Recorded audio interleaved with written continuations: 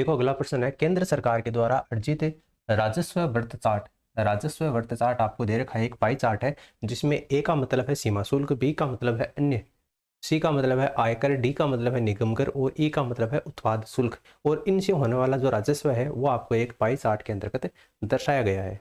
तो आपको बताना है केंद्र सरकार को सीमा शुल्क और आयकर से होने वाले राजस्व का अनुपात कितना होगा। इसमें देखिए आपको दे रखा है सीमा शुल्क और आयकर से, तो सीमा शुल्क है ये सीमा शुल्क को ए से रिप्रेजेंट कर रखा है और ए का जो राजस्व है वो आपको कितना दे रखा है 14% है, यानी कि सीमा शुल्क है उसका आपको दे रखा है 14%। और आयकर से, आयकर आपको दे रखा है सी और सी का परसेंटेज है वो आपको कितना दे रखा है 22%। और इनका आपको अनुपात बताना है, तो ये आपका अनुपात हो गया और ये आयकर का 22% हो गया। तो ये तो कितना हो गया 7 और ये कितना हो गया 11, यानी कि 7:11, या इसको अपन 7/11 के रूप में भी लिख सकते हैं, जो कि आपको ऑप्शन दूसरे में दे रखा है। तो इस तरीके से आपको ये करना है।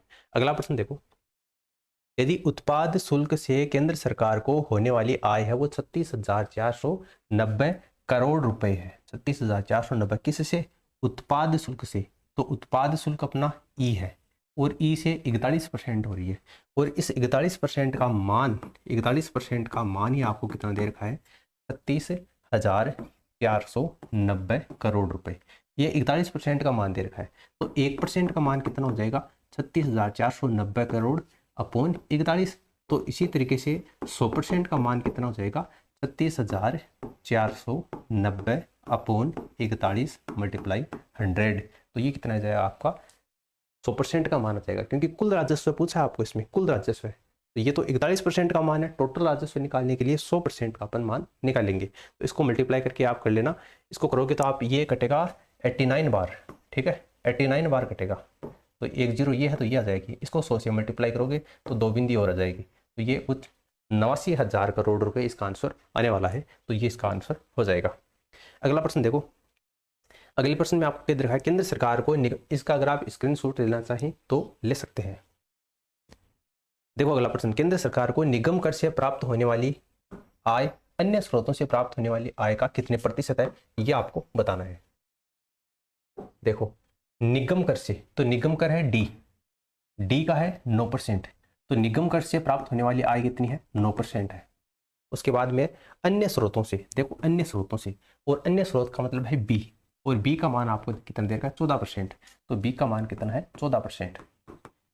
तो इसमें क्या दे रखा है निगम कर से प्राप्त होने वाली आय अन्य स्रोतों से प्राप्त होने वाली आय से कितने प्रतिशत कम है। तो देखो 14 में से 9 आप घटाओगे तो कितना आएगा 5% कम है, ठीक है। लेकिन कितने प्रतिशत कम है, अन्य स्रोतों से प्राप्त होने वाली आय, अन्य स्रोतों से, तो जिससे पूछा जाता है उसको अपन नीचे लिखते हैं। तो 5% अपॉन ये 14%, तो आप परसेंट हटा भी सकते हैं क्योंकि दोनों परसेंटेज में ऊपर नीचे, तो ये 5/14 हो गया। कितने प्रतिशत कम है, तो इसको 100 से मल्टीप्लाई कर दो, ठीक है। तो ये 500/14 हो जाएगा। अब इसको आप काट लो, या तो ऐसे काटना चाहो तो 50 और 7 कर सकते हो, फिर आप 250 कर सकते हो, 7 कर सकते हो, फिर ये आप देख लेना कितना हो जाएगा। ये 7 या 21, फिर ये 4 बचेगा, तो 7 में जो 35 पॉइंट, ये आपका 7%, 35.7%। तो ये आपका ऑप्शन जो सेकंड है ये इसका आंसर आ जाएगा, ठीक है। इस तरीके से आपको ये प्रश्न करना है। देखो अगले प्रश्न पे चलते हैं अपन। आपको दे रखा है 140 मशीनी पुर्जों की मोटर में 5% पुर्जे हैं वो खराब हैं, यानी सही कितने हैं। देखो 140 है, उसका 5% तो खराब ही निकल गया, तो 140 का 5% खराब निकल गया, इसका मतलब सही पुर्जे कितने हैं अपने पास में 7% पुर्जे हैं, वही क्या है अपने पास में सही है। सही है क्या 7%? गलत है, 7% सही नहीं है, 7% खराब है। 140 मशीनी पुर्जों में से 5% पुर्जे खराब हैं, तो 140 का 5% निकाला तो 7 आया, तो 7% पुर्जे क्या है खराब है, ठीक है। इसको आप कंफ्यूज नहीं होना है, 7% पुर्जे हैं वो खराब है। अगला देखो 100 मशीनी पुर्जों की दूसरी मोटर है, उसमें 10% पुर्जे खराब है। अब या तो आप सीधा निकाल सकते हो 100 का 10% 10 होता है, वरना अगर आप उस तरीके से करो तो 100 का 10 से मल्टीप्लाई करोगे, 100 का 10% कितना होता है, तो एक ही बात है, यहाँ से भी कितना आएगा 10% आएगा। तो ये 10% क्या है खराब है, कौन सी मोटर के, दूसरी मोटर से। तो टोटल खराब कितने आ गए 17%, ठीक है 17% है वो टोटल खराब आ गई। आगे देखो इसमें क्या दे रखा है, दोनों मोटरों को मिलाकर खराब मशीनी पुर्जों का प्रतिशत कितना है। तो दोनों मोटर को मिलाकर कितना हो गया 17 हो गया। और किससे निकालेंगे अपन, टोटल मशीन कितने हैं 140 मशीन तो इसमें है और 100 मशीन इसमें है, तो 140 और 100 को जोड़ोगे तो कितना आ जाएगा, 240 आ जाएगा। इसका मतलब 240 में से निकालना है, तो ये 240 हो जाएगा। और कितने प्रतिशत पुर्जे खराब है, तो इसको 100 से मल्टीप्लाई कर दो, ठीक है। तो ये हो जाएगा 70×5 85, और इसमें आप 12 का भाग दे लो, तो ये देख लो आप कितने, 12×5 60, 12×6 72, 12×7 84, 12×7 84 आ जाएगा। और उसके बाद में ये आपका 0 और ये 8 आ जाएगा, ठीक है। तो 7.08% इस तरीके से आपका ये आंसर आने वाला है। ऑप्शन सी इसका करेक्ट आंसर होगा। देखो अगला प्रश्न है, एक पासा फेंका जाता है तथा एक सिक्का उछाला जाता है। अब आपको पता है पासा जो होता है उसमें पृष्ठ 6 होते हैं, और जो सिक्का होता है उसमें 2 ही पृष्ठ होते हैं, या तो हेड आता है या फिर टेल आता है। अरे आप क्रिकेट का मैच खेलते हैं तो टॉस नहीं करते क्या सिक्के से, तो टॉस करते हैं तो या तो हेड आता है उसमें, या फिर क्या आता है उसमें, टेल आता है। तो कहने का मतलब क्या है, कहने का मतलब सीधा सा है कि या तो हेड आएगा या टेल आएगा, केवल 2 ही उसमें संभावनाएं बनती हैं। जबकि एक पासा उछाला जाता है तो उसमें 6 आने की 6 प्रायिकताएं हो सकती हैं, ठीक है। तो आपको देखो मैं क्या समझाना चाह रहा हूँ, कहने का मतलब ये है कि प्रायिकता आपको इसमें पूछी है, तो प्रायिकता कैसे निकालोगे आप, सिक्का है तो सिक्के के तो चिताने की ये प्रायिकता होगी। क्यों, क्योंकि 2 में से एक बार आएगा, ठीक है, या तो हेड आएगा या टेल आएगा, लेकिन अपन को हेड ही पूछा है, तो हेड एक ही तरफ हेड होगा और टोटल पृष्ठ 2 होंगे। और पासे के ऊपर 6 अंक आने की, तो पासे के ऊपर 6 अंक एक ही पृष्ठ पे लिखा जाता है, लेकिन संभावनाएं कितनी बनती हैं, 6 बनती हैं। इसलिए ये तो सिक्के के चिताने की और ये पासे में 6 अंक आने की जो प्रायिकता है उसका मान ये आएगा 1/12, ठीक है। आपका इस तरीके से आपको ये प्रश्न करना है। ये प्रश्न है, ये कन्फर्म है आपके वीडियो के एग्जाम में आने वाली है। यहाँ पर आपको थोड़ी जो संख्या है उसमें फेरबदल हो सकता है, बाकी इसमें कोई भी फेरबदल होने की गुंजाइश नहीं है। तो इन क्वेश्चन को आप ध्यान से देखिए, हो सकता है हूबहू भी आ सकता है, वरना इसमें क्वेश्चन में थोड़ी संख्या में फेरबदल हो सकता है। देखो आगे वाला प्रश्न बहुत बढ़िया है। समान धारिता वाले 2 बर्तन है, पहले बर्तन में दूध और पानी का अनुपात कितना है। देखो ये बर्तन फर्स्ट है, इसमें दूध और पानी का अनुपात है, ये तो है दूध और ये अनुपात पानी। दूध और पानी का अनुपात कितना है, 4:1 दे रखा है। और ये दूसरा बर्तन है, दूसरा बर्तन में दूध और पानी का अनुपात कितना है, 5:3 है। अब दोनों तरीके से बताऊं तो थोड़ा सा लेंथी हो जाएगा। पहला तरीका, डायरेक्ट अपन दूसरे तरीके पे चलते हैं। दूसरे तरीके पे डायरेक्ट अपन चलेंगे तो इसमें आपको देखो क्या करना पड़ेगा, इसमें आपको केवल इतना ही करना है, दोनों बर्तनों में दूध और पानी का अनुपात देख लो एक साथ ही। तो आप एक साथ कैसे देखोगे, देखो पहले बर्तन में दूध कितना है, 4/5 है। अरे यहाँ पर देखो 4 और 1 कितने हैं, 5 है, तो 5 में से 4 तो क्या है, दूध ही है। इसका मतलब पहले बर्तन में दूध कितना है, 4/5 है। हालांकि ये जो अनुपात है किसी न किसी संख्या का कटकर आया है, लेकिन अपन भी यहाँ पर अनुपात ही लिखाने वाले हैं, तो वो अक्स जो मान है वो अक्स कट जाएगा दोनों तरफ से। और अपन को लास्ट में पूछा भी, यहाँ पर देखो अनुपात ही है, अनुपात ही पूछा है, तो वो अपन को संख्या है अक्स है वो निकालने की यहाँ पर आवश्यकता नहीं है। तो यहाँ पर देखो दूध का अनुपात है वो 4/5 हो गया। यहाँ पर देखो दूध का अनुपात कितना होगा, 5/8 होगा, क्योंकि 5 और 3 8 होते हैं, तो यहाँ पर दूध हो जाएगा 5/8। यहाँ पर पानी देखो, पहले बर्तन में पानी कितना है, 1/5, 1/5, और दूसरे बर्तन में पानी कितना है, 3/8। यहाँ से दूध और पानी का अनुपात निकाल लो। ये तो पहले बर्तन में दूसरे बर्तन में दूध हो गया, ये पहले बर्तन में और दूसरे बर्तन में पानी हो गया, यानी कि दोनों बर्तनों में दूध और पानी का अनुपात यहाँ से आ जाएगा।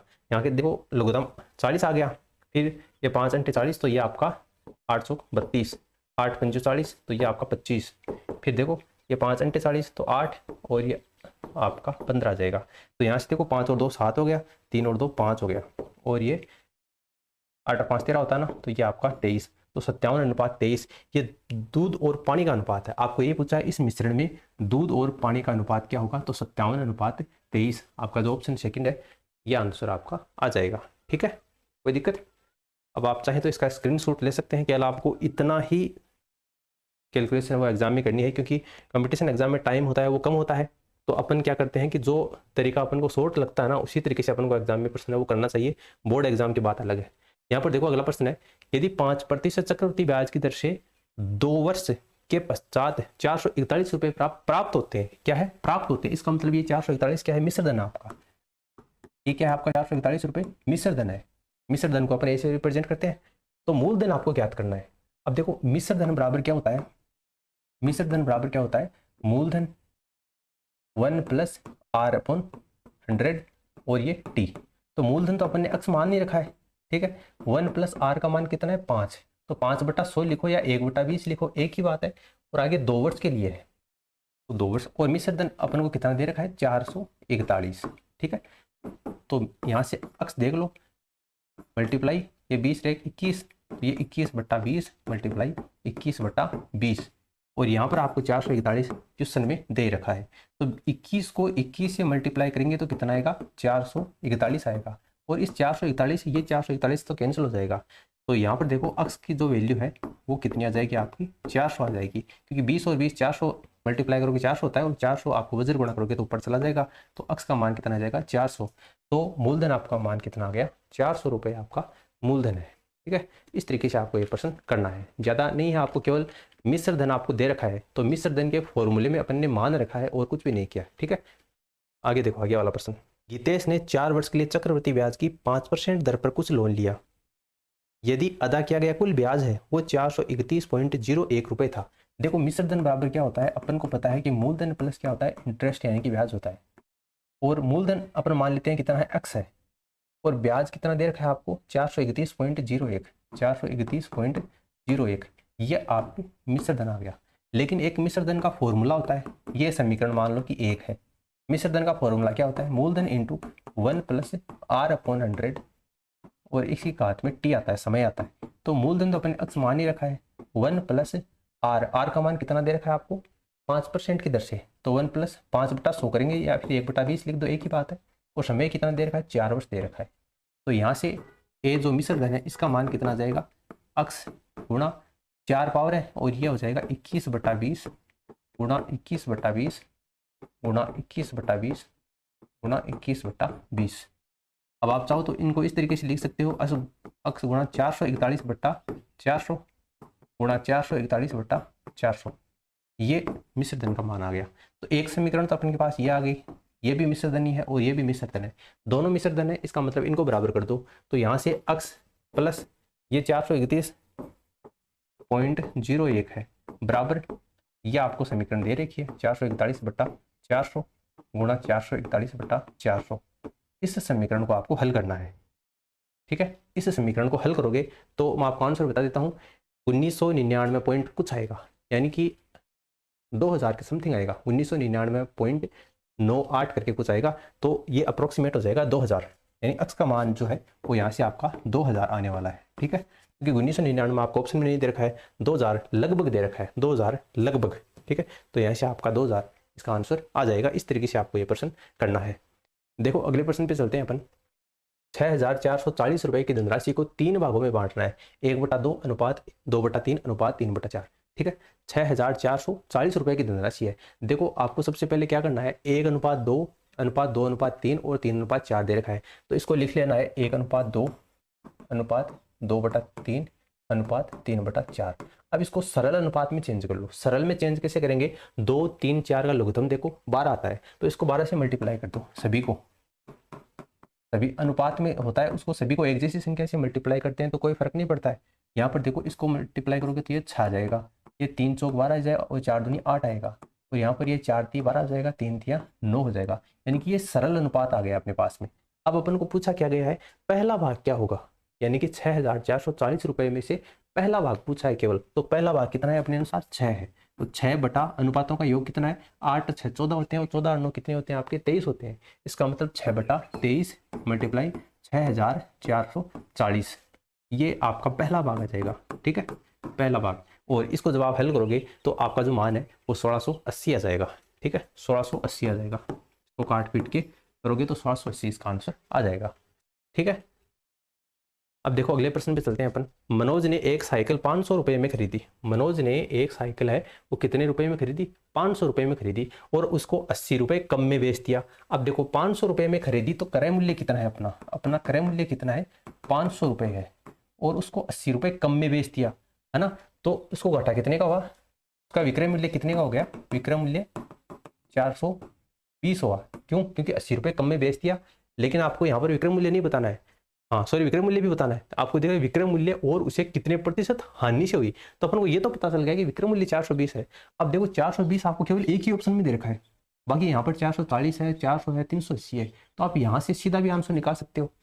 एक तरीका तो ये है। दूसरा, अगर आपको उसको हानि प्रतिशत निकालना है तो कोई दिक्कत नहीं है, 80 रुपये कम में बेचा है, 80 रुपये कम में बेचा है, लेकिन आपको पता है कि लाभ और जो हानि होती है वो हमेशा क्रय मूल्य पर होती है। क्रय मूल्य कितना है अपना 500 है, तो 500 और परसेंटेज निकालना है, इसका मतलब 100 से मल्टीप्लाई कर देंगे तो ये आ जाएगा, कितने से कटेगा ये 16 होता है, तो ये 16% की आपको इसमें हानि हो जाती है। यानी कि 420 तो आपका इसमें विक्रय मूल्य है और 16% की उसको इसमें हानि होती है। तो आपका ये इसका दूसरा जो ऑप्शन है का करेक्ट आंसर हो जाएगा। आप चाहे तो इसका स्क्रीनशॉट ले सकते हैं।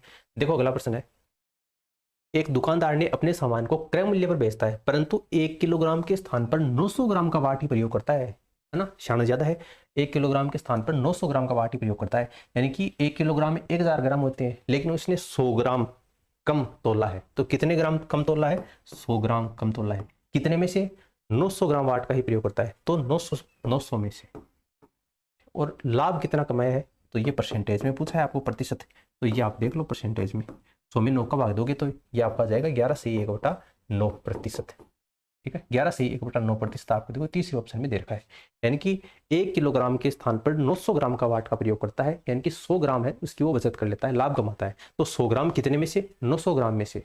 ठीक है, उसके बाद में इसका परसेंटेज निकाल लिया तो 11/1/9% इसका राइट आंसर आ गया। अब देखो आगे वाला प्रश्न है। आगे वाले प्रश्न में दे रखा है कि एक गांव की जो जनसंख्या है वो 6000 है। टोटल जनसंख्या कितनी है आपकी? 6000 है। यह है टोटल कुल। इनमें से आपको दे रखा है कि 2400 महिलाएं हैं, वुमेन कितनी है आपकी? 2400 महिलाएं हैं। तो बच गए वो कौन हो गए आपके? पुरुष हो गए। बच गए वो कौन हो गए आपके? मेल हो गए, पुरुष हो गए 3600। पूछा क्या है? पुरुष जनसंख्या कितने प्रतिशत है? तो 3600 पुरुष है, कितने में से? 6000 में से। और प्रतिशत पूछा है, इसका मतलब 100 से मल्टीप्लाई कर देंगे तो ये देखो यहां से कट गया 36, तो ये 60% क्या है उसमें? यहाँ पर मेल है, पुरुष है। ठीक है, 60% आपको आंसर दे रखा है पहले ऑप्शन में, तो ऑप्शन जो फर्स्ट है ये इसका आंसर हो जाएगा।